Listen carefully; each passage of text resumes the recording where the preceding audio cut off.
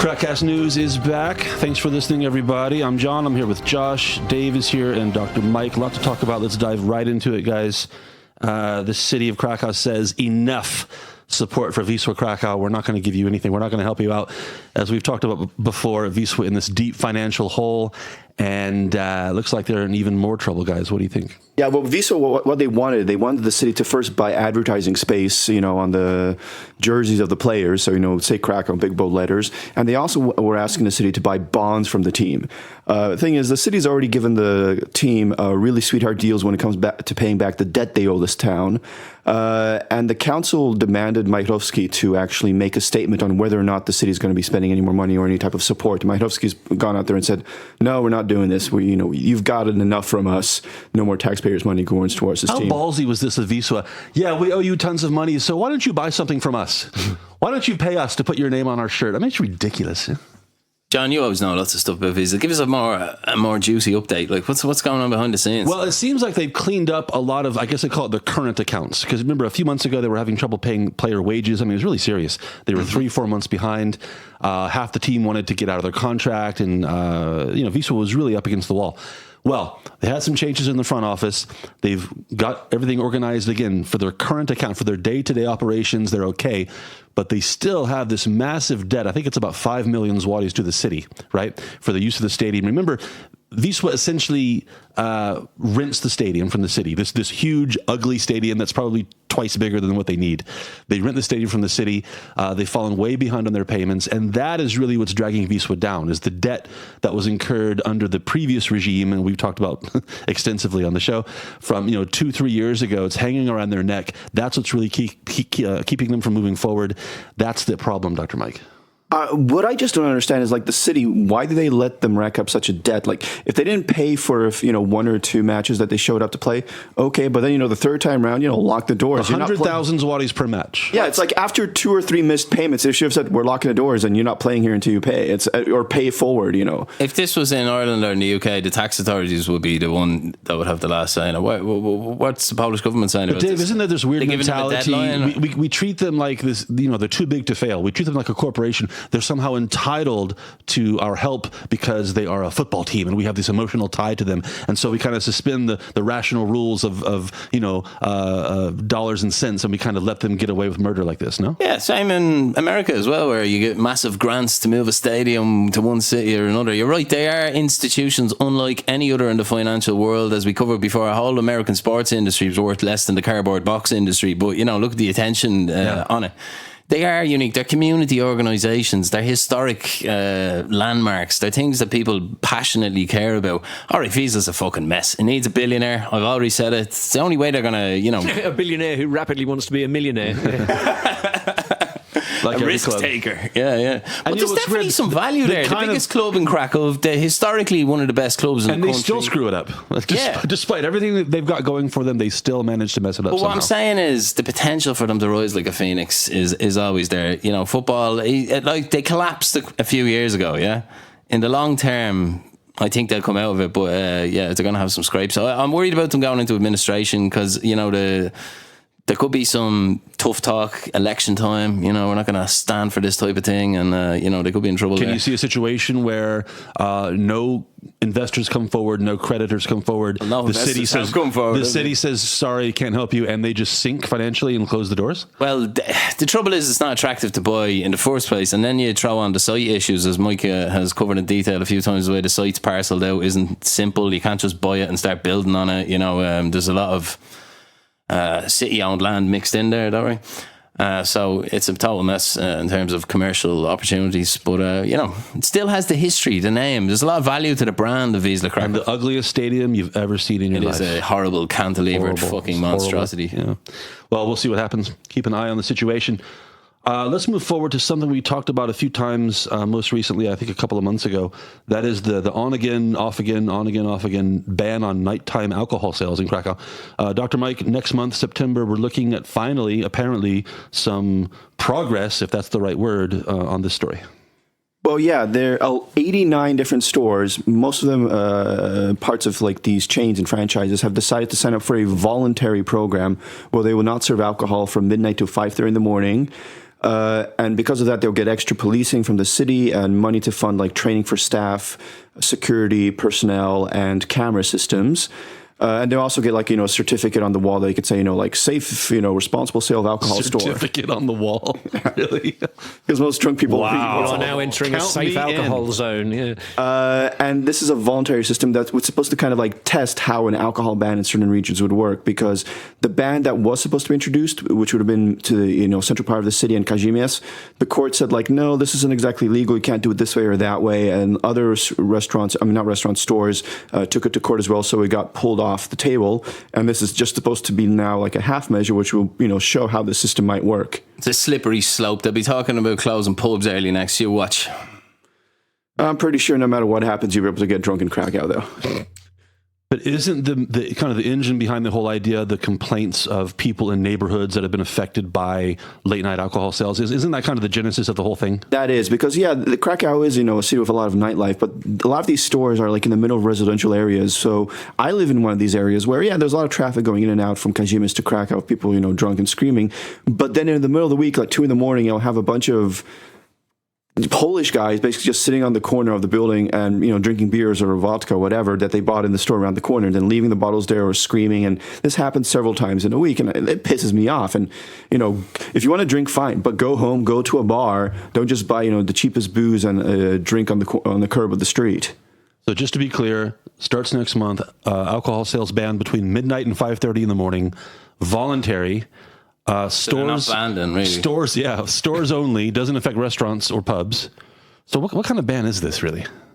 Like we said, a voluntary ban. Really mild. This is the mildest ban ever. In the center of town, like for instance, the name that comes to mind is like Leviathan and Kocyk, which have lots of stores around here. Are they even open at 1 o'clock in the morning? No, usually their alcohol section is open. Like the one around at my place is like there's like a cage that you can enter at night, and there's one woman or guy working there, and does that mean and they hand you the alcohol? Does that mean that there'll be an app available telling you which alcohol stores will be open? Market opportunity here, Josh. Why stores open? Just Uber the alcohol to you from a gas that's true. Yeah. Uber drinks. I thought it was good, no? There's an Uber Eats. Well, we laughed. While we're talking about Uber Eats, there's an Uber Eats cyclist drives past my apartment all the time, and he flies along, like he's one of them messengers in New York, and he has a speaker, not a pair of headphones, a speaker blaring music from his backpack. You're joking. He's sharing his lovely music with the world, huh? Eventually, a driver will open a door too wide, and that problem will solve itself. Pedestrianised, unfortunately. Let's move on to one of our very favorite subjects here on the KrakCast. That's public transport here in Cracow. Of all the places that need trams or tram access, I think of Azory, I think of Mystrojevica, a few other places. Dr. Mike, there's a different part of town that is possibly going to get a new tram line in the near future.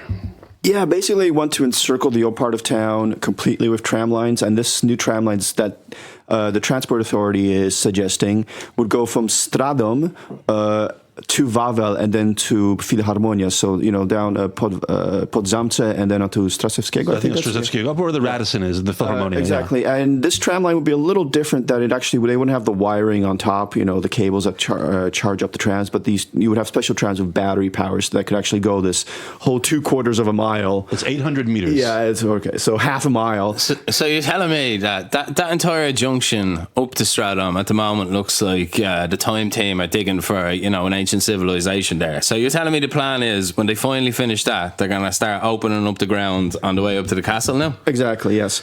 Will it never be done? For fuck's I gotta say, it looks like logistically tricky because there's a kind of a sharp ascent, isn't it, as the road goes up towards the castle? Yeah, what are they going to do? Are they going to try and flatten that out? Just to say, there's be no overhead electrification for this. It's going to be run on batteries, a quiet, modern tram. That's what it said in the article. The thing is, I don't think trams are quiet to begin with. They're quiet for like the first 2 months when they put down new tracks, but even around the Planty, which they fixed a year and a half ago, it's already starting to get loud and screechy. And Just use buses or even electrified buses. They're quieter. You don't need that much infrastructure built up, and you don't need to. Because the reason this is going to take a while with the tram lines is that the administration still has to ask, like the city council, if this will impact the historical views of the city. The that's the thing, Dr. Mike. Many buses went past the castle. That's true. Believe it or not, this idea has passed many of the organizational and administrative hurdles that something like this has to go through, and it's right now on the desk of the guy who can kill the whole thing, which is the conservator. The guy who's responsible for kills everything. He kills everything. Idea, but this is a bad idea. So it goes right at the foot of the castle. We should do a piece on the conservator. And I think we office. should. And I think for for aesthetic reasons and for maybe structural reasons, he can veto it. With a stroke of his pen. That's a powerful man. He can just say no, not going to happen. Sorry, or woman. But do you know what? I can see there's a case to be made actually to having the tram continuing from Stratham past Wawel and then not turning right onto Straszewskiego. Go past the Sheraton, yeah? Go past the Sheraton and then joining up with Zwieczniewska. Was that not the plan? I thought that was the plan. No, it would go to Philharmonia, so it would turn right at the Planten. So it would encircle the Planten. Actually, Josh, you're right. That does make more sense. People coming from, what's that neighborhood over there? From Salvatore. Instead of having to go to through Wszystkich they can just, it's kind of a shortcut. Yeah, it's true. Well, if you hop off the tram stop on Dietler, like in the corner of Stratham, that's a long old walk, like up to the Sheraton, up to the Jubilat. It is a bit of an underserviced route. It is a little bit. I still don't see the value. Too much digging. I don't see the value. Let's say you're coming from Bagatella, right? You're coming from Bagatella on a tram heading south, or is that north? No, it's south. And you're in front of the Philharmonia. You have to turn left to go through Platz Dominikańska, and then you get to the other side of the old town and you turn right. Or alternatively, you can keep going straight to the foot of Wawel and turn left.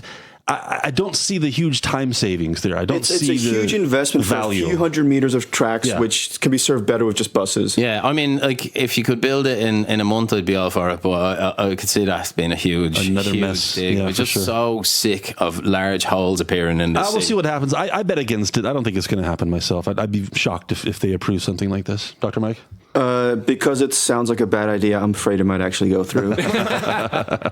We'll see.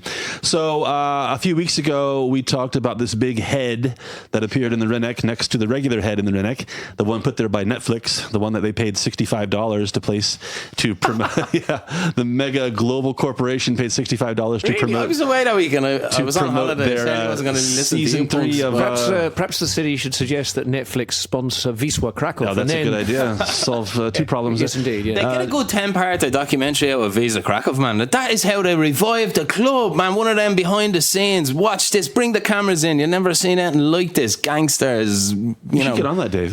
Yeah, maybe. Vietnamese businessmen dying of heart the head was supposed to promote season 3 of what's the English title again? House of Paper. Money Heist. Money Heist. It's one of them shows. House of Paper is the translation of the Polish title. It should be banned on Netflix. You're flicking around for a new show and you see one that looks great and the description's in English and the name's in English and you click it and they're speaking English and all of a sudden you go, there's something weird about this, man. And then you realise it's a Spanish-made show. Well, anyway, Netflix is back in the news because we learned this week that Netflix is the most watched, officially now, the most watched video on demand service in Poland, which I thought it was already, but it wasn't apparently. Netflix has. You can hardly put that down to the head now. You can hardly put that down to the head. This is pre-head, I think. This is a very tenuous connection you've drawn here, John. Well, no, I just think we talked about Netflix recently. Now we're back on the subject of Netflix. It's the same topic. John specializes in tenuous connections. Not necessarily cause and effect, just the same topic. That's all. Guys, what do we make of the success of Netflix in Poland? Let me inject my personal comment here. Successful everywhere. I think it's true, but I think it's especially successful here because Polish TV is so poor. That's part of it. Says the American. Polish TV, though, and now the Polish. FYI, we export our TV all over the world to people who willingly watch it. I will say this, FYI, though. All of the Polish TV channels have apps on the smart TVs where you can just stream everything on demand, which I always thought was pretty cool. You can't, most of the British and Irish ones. Yeah, but the problem with that is you have 4 or 5 different apps, and not all the shows. You don't have Hulu or any of the other kind of big streaming services. No competition, really. So Netflix basically rules in that regards. Have you ever tried another streaming service like HBO Go? I've tried it. They don't work. Couldn't work really well. Technically, it was a disaster for me. Netflix is some kind of technological miracle. You don't question it until you use another one and you go, right, actually, they seem to have some technological skills. You can make the argument that Netflix is set for further growth because, there's a huge demographic here in Poland, older people mostly who don't have smart TVs, not interested in the internet culture. And, as time goes on and more generations come up, they're used to having Netflix, and you can see the subscriptions going up. What is it, like 700,000 right now? It's over 1 million. It's over 1 million. Disney launched their platform. But that's the thing. Wait, I didn't finish my point. That I don't know I don't know if it affects the Polish market, but in the American market, Netflix is staring at some real challenges. They're losing their license to a lot of content. All these Hollywood studios are having their own streaming platforms. They're going to take back, whether it's Disney stuff or stuff like Friends, NBC Universal, etc. And Netflix is looking at having a huge platform, but severe restrictions on their content. So I don't know which way it's going to go. They have been trying to plan for that for a long time by creating a lot of their own stuff and a lot original of the shows, content. Yeah, a lot of the shows are very popular, particularly their documentaries. Although I think they're damaging the format of the documentary considerably, but that's another topic. Sorry, Mike. I was just about to say, I'm actually of the mindset that I'm pretty sure a lot of these streaming services are going to start falling apart in the next couple of years because there's too many of them. One of the main reasons these streaming services became popular is because finally in one place you had for like a relatively low rate. First mover advantage. Exactly. But now, all of a sudden, you're going to have to pay $15 for this service, $15 for this service, $15 for this service. Well, screw it. I'm going back to sailing the high seas and just downloading it on torrents. Here's what I was slowly rolling around to say. The interesting thing with Netflix is actually the most popular shows are old sitcoms, and always have been. That's the secret of their platform. People will watch stuff like Friends over and over again. Now, I think all of those networks that own those individual property rights know that they're not Disney, and there's a lot of easy money being filled into their coffers and retirement plans by Netflix. I'm pretty sure Netflix can hang on to a lot of that IP, to be honest with you. I think they're big enough now. They have the mass as a company where they can have enough of the Big Bang Theory type shows to keep people on the hook. I don't want to go at the same time produce a lot of their own content and still afford to lose the Disney stuff. I mean, not to go off on too much of a tangent, but I'll attempt to nevertheless.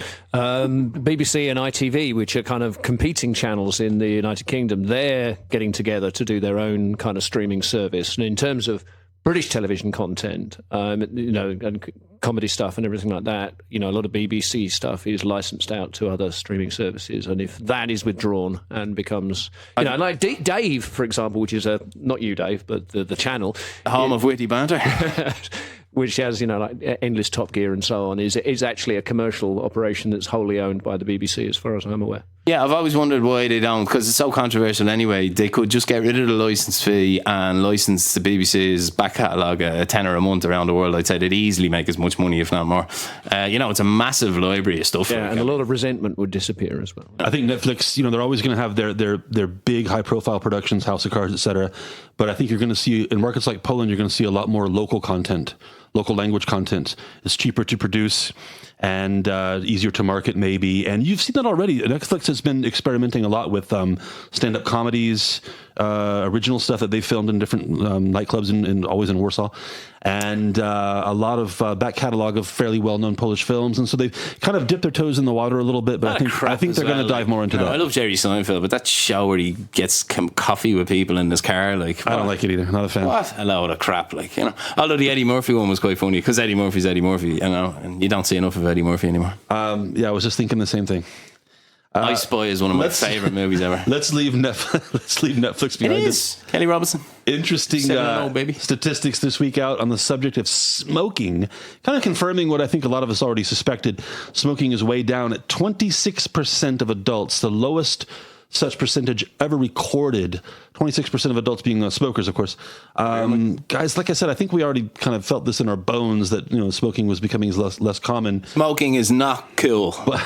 Yeah, kids, don't do it. Oh, well, speaking of kids, it's like one of the demographics with the lowest percentage of smokers are the 18 to 24s. They're all vaping now. Yeah. Well, that was what I was going to ask. This is just cigarettes, pipes, and cigars. It doesn't include vaping. No breakdown of the data. Just tobacco. All these kind of weird sort of Apparently in America that's a thing, isn't it? Like teenagers vaping, but you don't really see that. I don't know. I've lived here for 21 years. I don't know what they do over there anymore. I see a lot of thoughtful bearded men in Poland vaping out of these huge cannons, though, these clouds of smoke thoughtfully forming above their heads while they think. Nestling around their thick beards. Actually, 26, I would have guessed lower, in fact. I mean, just in your circle of friends, how many regular smokers do you know? A lot. Wrong question. Wrong crowd. So every day. When I'm down the Irish pub, I still am regulally left alone. I think I asked the wrong person there. Yeah. No, but I'll be honest, because these stats show that more men smoke than women. It was I think 31% men, 20-something% women.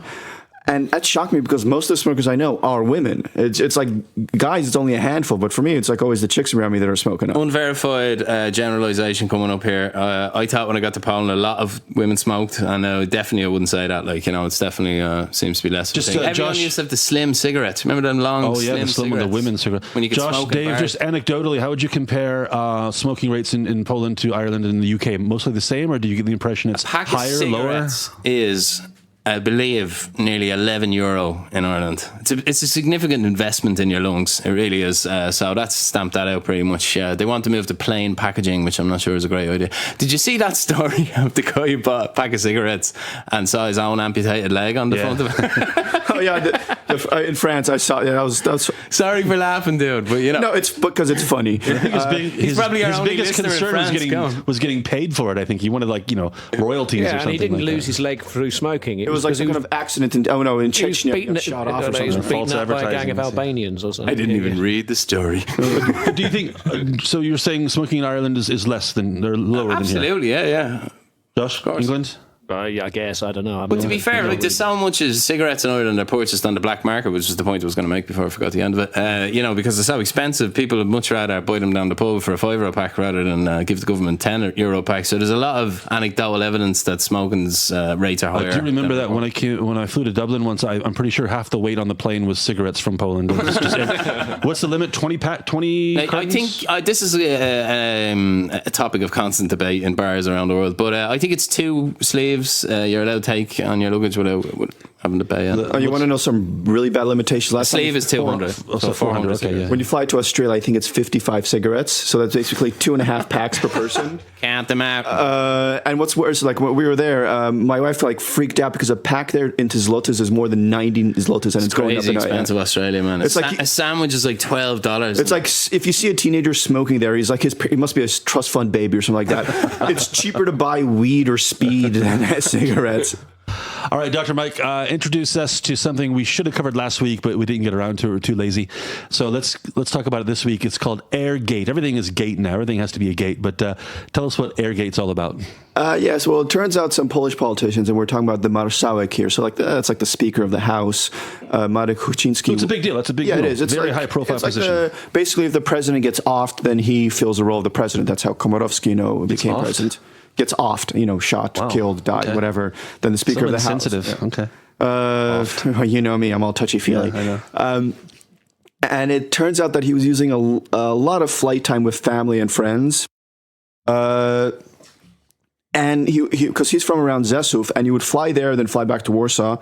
Technically, he's allowed to use that with the government jets, but it's supposed to be only used for government reasons. So, going up to Sejm to vote or some kind of government official business. And he was arguing, well, I'm a parliamentarian, I'm a member of parliament in my constituency, and I have to go there and do my stuff there as well. So I can, I'm allowed to take the government, Learjet down there. Oh, and why can't I take my wife or these other officials that are flying in that direction anywhere? And it turns out they had 200 some flights or 100 some flights. And, that doesn't look very, very good to a lot of the opposition. The thing is, the rules set up were kind of vague because... How many flights?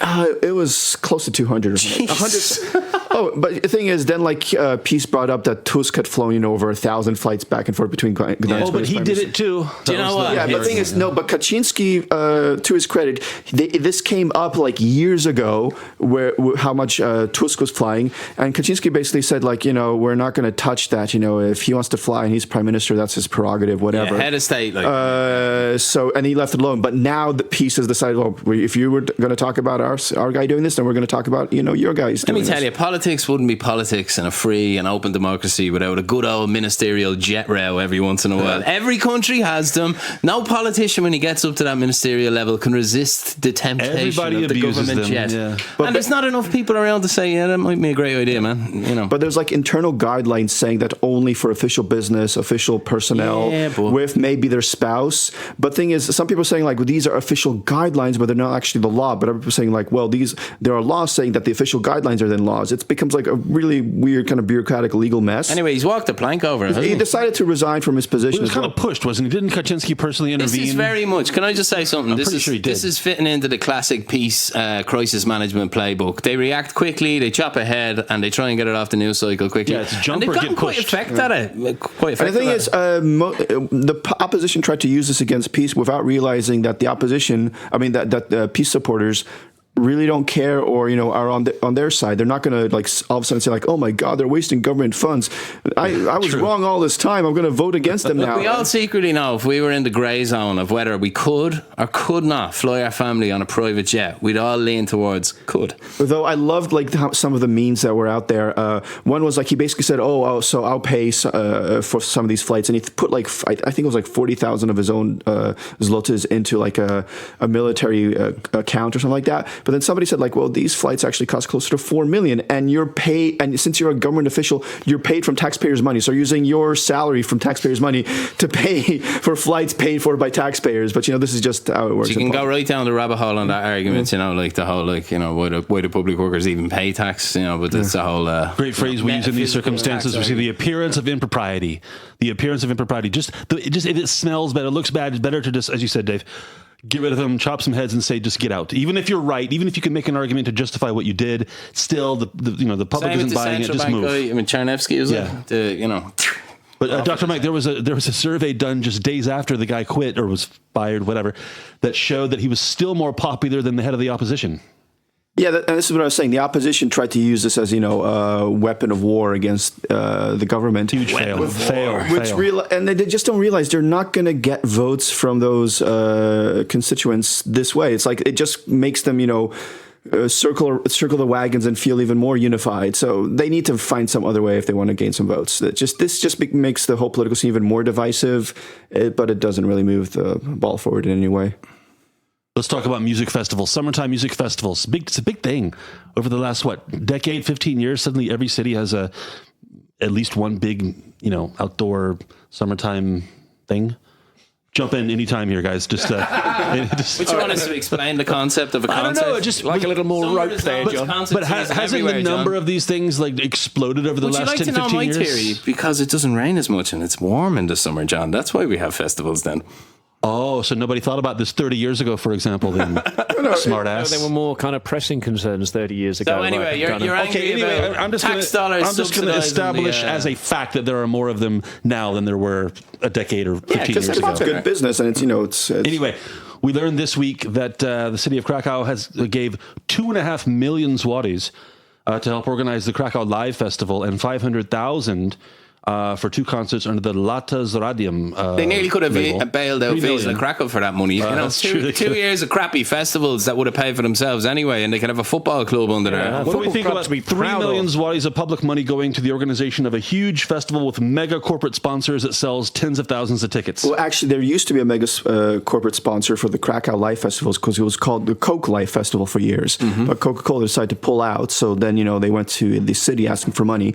And although I'm generally against the city, giving out like big sums of money to these kind of institutions, there are some good arguments for this. First of all, Cracow gets a lot of recognition internationally because all these artists, and these are big name artists, on their websites put down they're in Cracow. It's the Cracow Live Festival, so it's getting a lot of hits on Facebook, on Twitter, on Instagram. The Cracow's name is out there, and there are articles being written about the city. Is it that much different than the Coke Festival from Cracow? No, because they will be called the Coke Live Festival, and so Cracow will be in but there. Then it's already now it's part of the name Cracow Live Festival, and that for 2.5 million zlotys, that kind of advertising, I can see the argument. I'm not saying that I'm for it, but I don't think it's such a negative. The main problem with this funding now was, and the city council was being put on the spot for it, was that instead of budgeting this last year when they were setting up the budget for this year, in June they had like emergency meetings and stuff like that to find extra funding to give to the festival administration of Cracow, these extra 3 million zlotys so they could fund these, as if these festivals weren't, known about years earlier. They happen every year. This is coming from a city council that didn't even want to bid for the Euros and didn't get any matches when the Euros were here because we don't need extra tourists, and they're shelling out $2.5 million for another festival. The last thing this part of the world needs is more festivals. They're on every bloody weekend over the summer. Don't get this at all. It's Pierogi Festival we're recording right now. I think I know. I've no problem with them spending money on the cultural events. They must spend a lot of money on that. Every weekend there's great little things going on. I don't really watch them, but there's kids dancing in traditional outfits. They're building stages. I'm sure plenty of people are getting work out of that. All great. Passing anecdote about brand festival recognition, actually. I was talking to somebody the other day mentioning that The Who had headlined the Woodstock Festival, and she said, which year was that? I don't remember. I said, 1969. He goes, there was a Woodstock Festival in 1969? Yeah, it's equal 50. I mean, and even 50 years ago right now. I think it's this weekend or this right now, these dates, August. Yeah. The city gave 4.5 million zlotys in 2014 to help support the World Volleyball Championships that were held here in town. In 2016, remember the handball? The handball makes me laugh. Sorry. Say that again. 4.5 million in 2014 for the World Volleyball Championship. That's Championship. going to get Dave going. Wait, I'm not done. Hold on. No, You're never hold done. on. Shut up. You shut up. You shut up. All right, I'll shut up. Wisła Kraków. At this type of money, they just got to do it, right? If they're wasting all this on volleyball, I mean, come on. But volleyball is popular and makes money. But wait, 4.5 million for volleyball. In 2016, the World Handball Championship, most stupidest sport ever, by the way, handball. No offense. Well, it's too late for that. Stupidest sport ever. Anyway, 9 million zlotys, Even Dave. worse than 9 million zlotys for the World Handball Championship. So for 13 million zloty, the city could basically buy Wisła, invest quite a bit of money in it, get them back to being the best club in the country, and say, something real to 800,000 zlotys for the Tour de Pallone. So try not to swear. They spend money on lots of stuff. Why are we picking on music festivals? Well, because it's music festival season, and we need content. Maybe it's because the lineup includes names like DJ Snake. Sorry, you're not going to convince me to support anything that involves DJ Snake. I looked at the lineup. It didn't look like the most How is international. Snake? Macklemore is the big name all this year. huge titles. We're just old. And actually, the second night is tonight as we record this on Sunday, Saturday. Anyway. Sorry, John, you say what? DJ Steak. How is Steak spelt? Oh, Snake. Snake. Oh, God, what the Steak. Along with other big names, Josh, I know you're a big fan of Ski Mask, the Slump Dog. Krzysztof Zalewski. Who else we got here? Oh, it's Josh, a who's who your of favorite. I've never heard of. Your favorite. Years and Years. Anyone we know, John? Not a big fan? No? Anyone we know? Macklemore, I know him. And he's like the old retro one right now in that lineup. But doesn't this festival always have like a hip-hoppy kind of angle to it? Isn't that the one idea? night is usually more rock and pop. The other one is more like hip-hop and stuff like that. And I think tonight is more the... I don't like it because I live close to where they have the show, and I can at night the sounds echo off the buildings around where I live, and it drives me nuts. Pretty sure Snoop played it one year. That was like Snoop Dogg. It was like Rihanna as well. Rihanna was here. Various... wasn't Kanye West... Going back a few years ago, I think he was as well. Yeah. So, there's that. Anyway, I don't know where to go from here. Big Kanye fan. You can't top Kanye, can you? You can't top DJ Snake. Let's transition. Let's transition to some peace and quiet, some calm, some relaxed atmosphere, which you can find starting at the end of this month in every Auchan supermarket in the country. They just finished a pilot program, and they're rolling out the same idea to every store in the country. It's I'm not sure it has a name exactly, but the idea is to turn down the lights, to turn off sound where possible, like in the electronics section, they turn off the TVs, turn off the radios, and they put up signage that kind of encourages people to keep it down. And the idea was to create an autism-friendly atmosphere. Mm-hmm.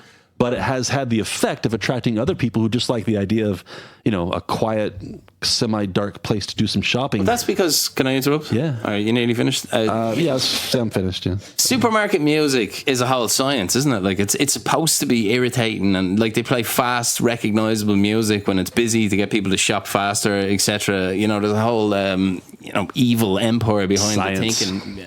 But they play terrible music. That's the main problem. Like, what is it with early Stevie Wonder?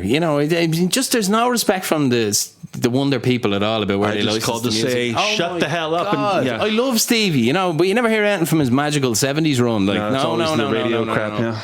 But where were we? So nighttime shopping. Dark, quiet shopping. You know, it was interesting when the heat waves were hitting the UK last year. A lot of supermarkets allowed people to sleep inside in the cold section, and I do love the cold section of those big supermarkets. You know, on a hot summer's day, you walk in. And I wouldn't sleep there, but.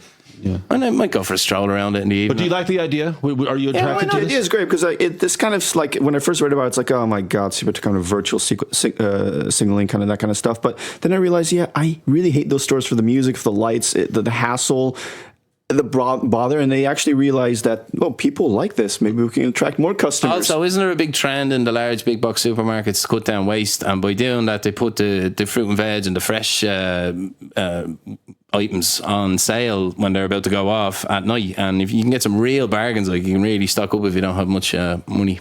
Well, no word on exactly when these quiet hours are going to be cheap as shit organized. Anyway. Sponsored by them. I think. Oh yeah. I think maybe they're going to experiment and see what times work best, but we'll see. But it's interesting. You go to the reader comments on online stories about this, and every reader comment basically starts out, "I'm not autistic, but love the idea." And so it's not, it's aimed at autistic people. Nobody going to make a joke about autistic people? I was waiting for that. I have to say, right? Nobody. Is it to get an uptick in kind of measles vaccinations? Wow, that's a deep cut. That's good. I have to say, right? Someone died of measles. Like, deep cut. What? People are dying of measles all the time now. I mean, no, someone European. I mean, no, in someone civil. It's happening in all of Europe right now. We are so far off the rails right now. Let me bring this back to Aushan. Wow. Yeah, we've covered vaccines before. What are we talking about? Jesus, I'm so confused. DJ State. I've got Aushan close to me at Imyed, and anybody going to make a special trip to go out of your way to go shopping at Aushan? That's what I was just about to say. What on earth could possess someone to go shopping at 12 o'clock? Like, I mean, why would you? I mean, all right, I whatever people want to do, I'm all for 24-hour shopping, especially if you can get a few bargains. But anybody here find anybody? I know the answer to this question already, but anybody enjoy going to supermarkets and malls and shopping and stuff like that? If I'm buying bills, maybe, you know. I was at Bonarka. Nice bottle of wine. I was at Bonarka. That's a mall here in Cracow. If you're listening and you don't know, I was at Bonarka yesterday. What a nightmare! Oh my God, what a nightmare! Half the city was there. How do people find this relaxing? Unbelievable. I don't really get the appeal of going there all day for a day out, like, you know. But Charlie loves, Bonarka. This is last thing we're going to touch on, Dave. Area. This story combines two of your favorite things: mountains and people who try to kill themselves. I have no idea what any of that means. There's a Polish guy. He's going to ski. This is a plan anyway. He wants to ski down Mount Everest. Andrzej Bargiel plans to ski down Mount Everest. Dave, just whatever your name is, Dave. I mean, more power to him. One of the other guys. Take it away. More power to him, I suppose. But why are we hearing about it? He hasn't even done it yet. You know what I mean? Like, take a video, put it up on YouTube, and you get your little pat on the back if you survive it. I get a bit annoyed with all this. You know, it seems in Poland there's some kind of race to do everything possible in the Himalayan mountains, climb K2 backwards at midnight just on the stroke of January 1st because nobody else has done. Yeah, with one shoe. Yeah, I mean, he's skiing down Everest. Sounds risky to me, but, crack on, son. Poland has a very lively, active... lunatic asylum. lunatic mountaineering culture. This is what I'm saying. Like, and they're always looking for a challenge. Every week in the news, somebody's trying to do something nobody's ever done before, and even the Sherpas are going, bad idea.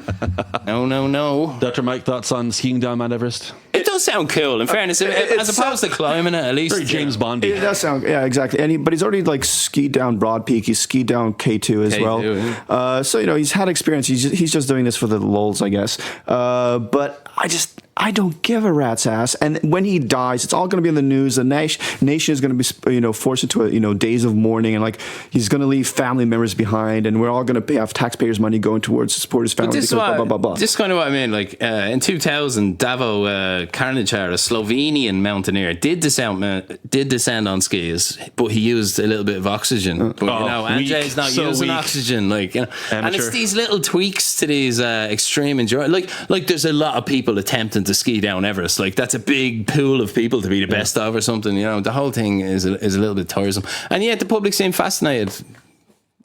Makes us talk about it. Yeah. I don't think we're endorsing it, though. I think it's part of the bloodlust, though. People like watching people do it. It's like the ski jump. It's the most boring sport on earth. Because nobody ever crashes. But that's what you're watching. You're watching for like that 12 seconds when he's on the air. It's like, he's going to... We got to do a show on ski jumping one day. I only ever seen it once. A short show. Yeah. But he didn't nail the landing, and that was exciting. I think there needs to be himself up awful. He was in terrible condition. I think that sport would be more interesting if there was somehow, like paintball involved in it. You can shoot the guy in the midair. See, I've always said they should stop televising the main events and just televise people training for the first time to do it. The first time they drop off a 70-meter run. That must be hilarious. Like, there must be some serious terror going on. Like people crying at the top of it. You can make a reality show out of it, like crying skiers. On that note, we're going to bring things to a close. Thanks for listening to the news. Don't forget to like us on Facebook if you haven't already, so you get a notification, or not a notification, but you'll see us in our you'll see us in your news feed. Oh, you know what I'm talking about? God damn it! Facebook. I've never. How does this thing work? The Facebook comment surprise. Anyway, just go to Facebook and like us, and we'll see you next week. Fire up your internet machine on the news. We're on the webs.